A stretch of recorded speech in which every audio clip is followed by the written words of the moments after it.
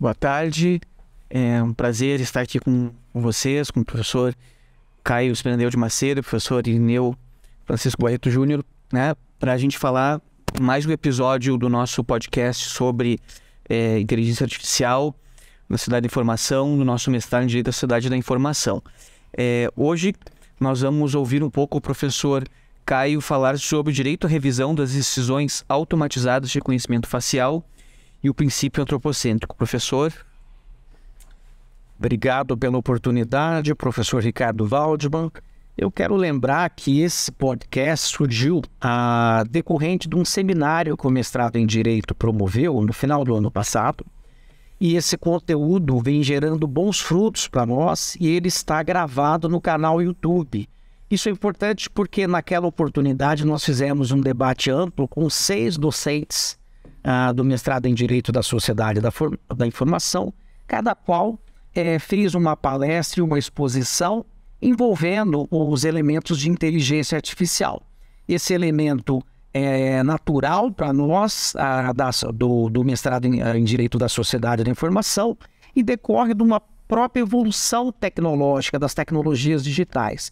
Então, eu recomendo a todos que depois assistam esse debate que foi feito, e agora cabe a mim fazer aqui algumas reflexões sobre o tema que foi desenvolvido. Bom, inicialmente, aproveitando também a colocação, quero agradecer a participação do professor Irineu Barreto, que está aqui como comentador, e o próprio professor Ricardo Waldman também tem sempre algo prospectivo a acrescentar e também comentará. Bom, inicialmente, eu acho que é importante destacar que a constitucionalização da proteção de dados pessoais sensíveis, isso deu uma guarida para que qualquer tentativa de ofensa ou cerceamento a esses direitos sejam olhados dentro de um espectro constitucional, já que os elementos do direito constitucional são expansionistas, eles não podem ser reduzidos. E como foi aprovado por emenda constitucional também, eu entendo que é uma cláusula pétrea. E por que eu estou referindo a isso? O professor Waldman colocou que inteligência artificial e proteção de dados tem tudo a ver, porque a inteligência artificial trabalha com dados, com uma enorme quantidade de dados, e isso só é possível, mais recentemente, com os computadores novos, principalmente os computadores quânticos, que conseguem trabalhar com uma quantidade absurda de dados que permite essa predição, né, essa projeção para o futuro de determinado comportamento com base em conclusões estatísticas, base na matemática. Dependendo da performance ou dependendo da acurácia, você pode considerar como muito provável uma decisão ligada a algoritmos de inteligência artificial. No caso específico do reconhecimento facial, nós temos 2 problemas. Aliás, nós temos 2 situações. Uma situação é essa do dia a dia, onde você tem com o seu banco, por exemplo, um contrato para que facilite o seu acesso e aumente a segurança do acesso à sua conta, onde você individualmente tem a sua imagem capturada para o seu benefício. Até aí, a inteligência artificial funciona maravilhosamente e é mais eficiente do que qualquer senha. Agora, o problema principal é a captura de dados biométricos, porque pode ser a captura não só do reconhecimento facial, mas pode ser da íris, da distância entre os olhos, entre as orelhas, enfim. É a questão de você ser praticamente vigiado no espaço público. Por quê? Desde há muito, né, os homens vivem em cidades e nos centros urbanos, que são os espaços socializantes por excelência. E aí, naturalmente, a grande maioria das pessoas não se sente confortável sendo vigiada diuturnamente a todo momento. Você e a sua família. E qual é o problema? Num país como o nosso, que a questão da segurança é tão premente, é uma rotulagem, digamos assim, politicamente fácil de se conseguir a adesão se você alegar que você vai aplicar menos recursos com mais eficiência para promover a vigilância. Em sociedades mais desenvolvidas, principalmente a legislação brasileira sobre proteção de dados, ou até os próprios projetos que estão em trâmite na Câmara e atualmente no Senado, como ou a Comissão de Juristas, eles se debruçaram mais, mas não exclusivamente, sobre a proposta europeia, que entende que é de risco elevado a promoção dessa vigilância nos espaços públicos, nas ruas, praças e etc. Obviamente que há um que os autores chamam de trade-off. Por quê? O reconhecimento facial ele é importante em circunstâncias específicas e deve ser tratado com proporcionalidade. Por exemplo, com relação aos aeroportos, com relação a tráfico de pessoas, com relação a reconhecimento das pessoas que sejam procurados pela polícia, ou seja, os aeroportos são as principais fronteiras e aquela atividade exercida especificamente nos aeroportos é entendida como bastante eficiente e, portanto, salutar. Agora, essa exposição massiva ou essa vigilância massiva que alguns municípios e alguns estados e alguns entes públicos procuram promover para passar essa, digamos assim, essa sensação de segurança, isso obviamente afeta liberdades individuais do cidadão. Mais do que isso também, são notórios, divulgados mundialmente, os casos de discriminação, né? Os machine bias, ou os vieses discriminatórios, que geralmente recaem sobre a população que tem menos representatividade. Seja porque, como disse o professor Irineu, essa menor representatividade decorre de que a maioria dos dados que são utilizados seguem o padrão masculino, homem branco, caucasiano, o que, por consequência, a menor representatividade, por exemplo, mulheres, negras e outras minorias, acabam subrepresentadas e acabam sendo objeto de discriminação e, obviamente, podem, eventualmente, conforme o cruzamento de dados de mais de um algoritmo, com relação à concessão de crédito ao sistema de saúde, ser objeto de discriminação. Ou seja, a discriminação, provavelmente, dos algoritmos recaem sobre os mais vulneráveis, o que tem a menor representatividade. Ou seja, é uma discriminação perversa, porque ela vai de cima dos mais vulneráveis. E isso é uma realidade que aproveito novamente, porque gostei bastante da teoria do gênio da lâmpada, que o professor Irineu cunhou aqui, e que fique registrado. Este é um produto nosso. O professor Irineu é um professor da FMU, do mestrado em Direito, que é o seguinte: uma vez a consequência sendo feita, o prejuízo na vida dessas pessoas pode simplesmente não se conseguir mitigar.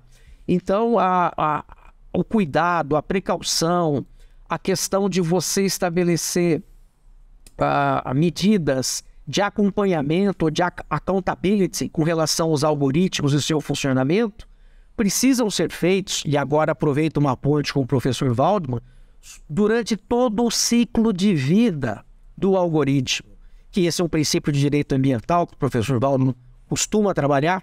Então, eu faço esse apanhado geral aí também para colocar ao debate, né, enriquecer o debate, e destaco ainda que, além da questão do reconhecimento facial nos espaços públicos, tem a questão da segurança pública e o policiamento preditivo, que é algo também bastante complicado, que parte do princípio que esses algoritmos terão uma persona definida para ser, digamos assim, um estereótipo a ser identificado.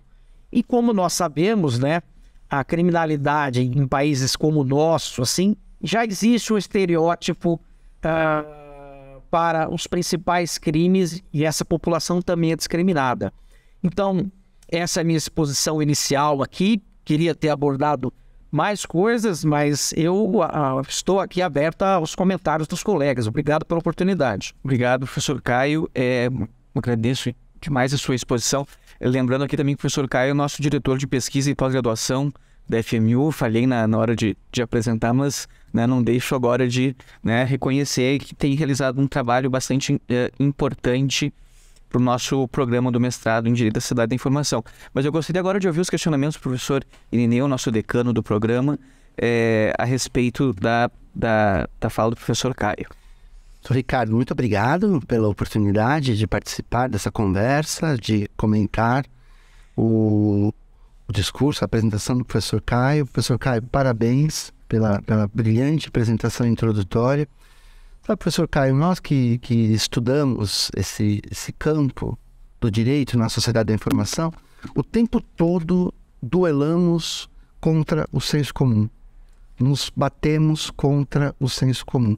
E nesse aspecto das câmeras de segurança, da vigilância ambiental, para o senso comum parece ser uma resposta tão simples. Coloca-se uma câmera ali, essa câmera, quando passa alguém ali procurado pela polícia, toca uma sirene, qualquer coisa assim. Bom, primeiro que, mesmo assim, não seria uma boa ideia. Vamos dizer assim. E não é assim que funciona. Quando eu comecei a estudar esse assunto, há um tempo atrás, e falei, bom, perfeito, vamos colocar como argumento da necessidade de estudar esse assunto de proteção de dados, o argumento da proteção da privacidade. Aí eu percebi, professor Caio, dialogando, professor Ricardo, com alunos, com outras pessoas, que a privacidade é um valor extremamente pouco valorizado. Frase pobre que eu construí aqui, mas a privacidade é pouco valorizada no ambiente social, na nossa sociedade. E eu fui tentando dar alguns passinhos para trás, e eu já vou chegar no gancho para o professor Caio comentar, que é, afinal de contas, essa tal privacidade. É um dos valores liberais fundantes da nossa sociedade. Quando nós, enquanto sociedade humana, século XVIII, XIX, para cá, colocamos o valor da privacidade como um valor burguês, um valor liberal, era proteger a cada um de nós de uma ingerência excessiva do Estado sobre nossas vidas, hoje agora também do mercado, das demais pessoas, enfim, que nós não queremos que venhamos a intervir na nossa vida, mas principalmente contra a ingerência excessiva do Estado sobre todos nós, que o Estado é falho desde antes que ele existisse, quando começaram a pensar em Estado. Pois bem, pensando nessa perspectiva, como é que a gente consegue, professor Caio, na sua opinião, fazer com que as pessoas se sensibilizem mais sobre a importância da proteção da privacidade? Obrigado pela pergunta e pelas reflexões, professor Irineu. Veja, essa é uma armadilha, uma arapuca difícil de desarmar. Por quê? A partir do momento que você começa a cercear uma liberdade tão fundamental, o passo atrás é praticamente impossível. Hoje em dia, já existem poucos espaços onde nós não somos, de alguma forma, vigiados ou controlados, e isso acaba afetando, inclusive, o desenvolvimento da personalidade das pessoas. Então, eu acho que esse é o caminho mais importante. A grande maioria das pessoas, me parece que ainda está assim, não se sente tão confortável ao saber que está sendo gravado, filmado, ou que está tendo o seu comportamento assistido. Então, na verdade, a questão principal é, digamos assim, essa cidadania digital, essa ética digital que Luciano Floridi coloca, e eu mencionei, salvo engano, na exposição do professor Ricardo, e vou retomar. Por quê? Nós temos a origem da ética a partir do princípio que eu analiso o meu comportamento. A ética contemporânea faz uma análise do comportamento do outro. Mas agora, todos estamos no mesmo barco. Ou seja, a partir do momento que eu não me preocupo com o cuidado também da privacidade do outro, eu também estou exposto. Por quê? Porque esse comportamento do outro também vai influenciar no funcionamento desses algoritmos de IA, e a maioria das pessoas exercem atividades sociais e cotidianas em comum. Ou seja, não adianta você simplesmente se fechar e dizer, não, eu não estou sujeito a isso, eu tenho meu núcleo indevassável. Olha, talvez a sua casa, e olhe lá se é que você não está sendo vigiado também.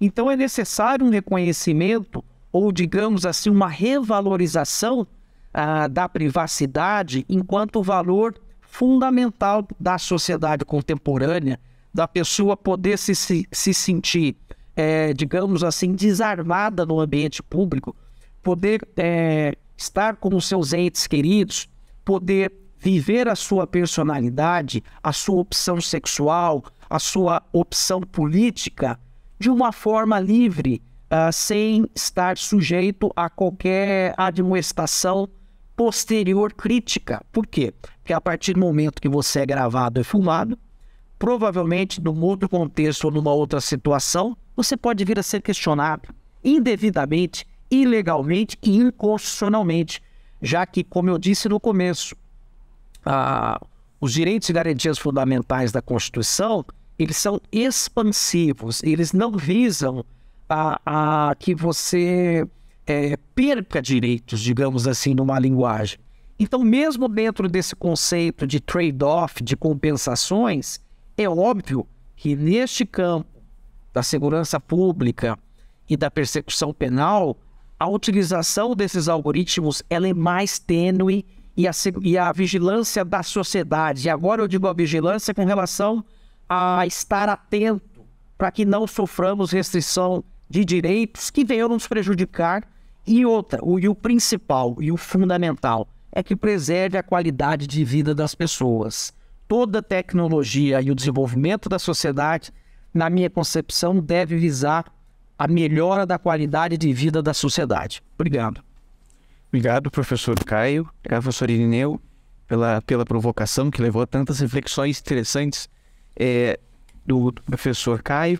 E de fato, não é se a todo momento estamos sendo vigiados, o florescimento da nossa personalidade fica restrito, né? Porque a gente está com receio de estar sendo julgado das consequências que isso pode ter. Por exemplo, tem uma opção política quando vai lá procurar, por exemplo, um emprego numa determinada empresa. Talvez o dono daquela empresa não goste da tua posição política e tu não vai ter acesso, né? A minha pergunta, professor Caio, aí o senhor já pode responder e já fazer as suas considerações finais, faz o seguinte sentido e também trazendo uma ideia que permeou, me parece, os nossos episódios, né, que a gente estava gravando hoje, que é o seguinte: como é que essa questão, né, entende que essa questão do licenciamento, né, pode ser uma forma, me parece que a União Europeia vai nesse sentido, né? E retomando também algo que a gente falou no episódio do professor Irineu, que o professor Irineu fez a sua fala, que como a tecnologia ela evolui muito rápido, não dá para ter regras muito fechadas, né? Mas, de novo, né, o professor Caio falou que eu trabalho muito essa questão, analogias com o ambiental, né? No ambiental, como é que faz? E até os empresários não gostam muitas vezes, né? Que as regras, elas são criadas no caso. Quando tu pede uma licença, explica o que tu quer fazer, tu é questionado, tu é levado a dizer quais são as soluções que tu vai ter para os riscos que tu mesmo está gerando com aquela atividade. Então, como é que o senhor vê, professor Caio, essa questão da utilização desse tipo de estratégia para a proteção da sociedade, dos direitos fundamentais, com a utilização desse instrumento, né, que é o reconhecimento facial e da inteligência artificial? Olha, toda nova tecnologia, e vou dizer, nós estamos falando de inteligência artificial, mas deveria ser qualquer nova tecnologia. O estudo de impacto, como o próprio nome sugere, a empresa, o desenvolvedor da tecnologia, já que ele tem o ônus, ele tem que assumir o ônus. Por quê? Os instrumentos normativos ou as diretivas mais, digamos assim, pró-direitos humanos ou pró-qualidade de vida determinam, principalmente com base na União Europeia, que seja feito um estudo de impacto. Mas esse estudo de impacto não pode ser feito apenas no início. Tem que ser durante todo o ciclo de vida da inteligência artificial, do algoritmo da inteligência artificial, inclusive no seu descarte. Por quê? É muito complicado, e isso é um assunto que não é regulado, o descarte do algoritmo do sistema de inteligência artificial, seja com relação aos dados gerados, e uma vez que esse descarte ocorre, os dados que foram trabalhados, ou digamos assim, o tratamento desses dados, são dados baixa? Em regra, não. Eles continuam sendo utilizados. E, além disso, os impactos, dependendo da utilização, como o professor Irineu colocou, as perguntas que são formuladas, um algoritmo utilizado em um contexto pode efetivamente ter boas respostas naquele contexto no qual ele foi desenvolvido. Mas para um outro contexto, provavelmente ele não vai servir e vai gerar mais vieses e, consequentemente, mais prejuízos.